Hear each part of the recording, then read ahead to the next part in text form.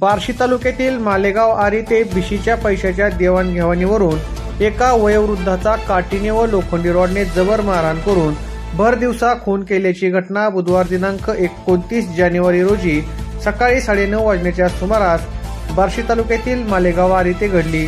या प्रकरणी वैराग पोलिसांनी एका अल्पवयीन मुलासह अन्य दोघांविरोधात गुन्हा दाखल केला आहे। यामध्ये सुरेश घोडके वय 60 वर्ष हे मयत झाले असून संशयित आरोपी समाधान घोडके व एका महिलेसह एका अल्पवयीन मुलास वैराग पोलिसांनी ताब्यात घेतले आहे।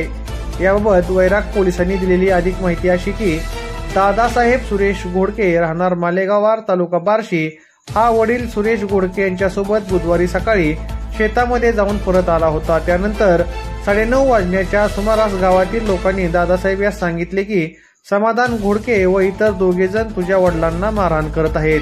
त्यामुळे तात्काळ दादासाहेब वडील सुरेश घोडके यांना मारहाण होत असलेल्या ठिकाणी पोहोचला। त्यावेळी संशयित आरोपी समाधान घोडके व इतर दोघे काठीने त्यांना मारहाण करत होते।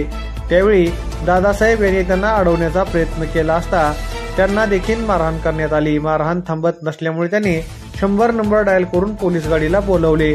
दरम्यान या मारहाणीमध्ये सुरेश घोडके गंभीररीत्या जखमी होऊन जमिनीवर पडले होते। त्यांना धाराशिव येथे सरकारी दवाखान्यात उपचारासाठी नेले असता डॉक्टरांनी त्यांना मयत झाल्याचे सांगितले। या दरम्यान संशयित आरोपीने देखील 112 नंबरवर फोन करून माझ्या आईची छेडछाड केल्याची पोलिसांना सांगितल्याचे समजते। या घटनेनंतर वैराग पोलिसांनी घटनास्थळी धाव घेऊन संशयित आरोपीला ताब्यात घेतले असून उद्या गुरुवार दिनांक 30 जानेवारी रोजी बार्शी सत्र न्यायालयात हजर करण्यात येणार असल्याचे पोलीस निरीक्षक कुंदन गावडे यांनी सांगितले।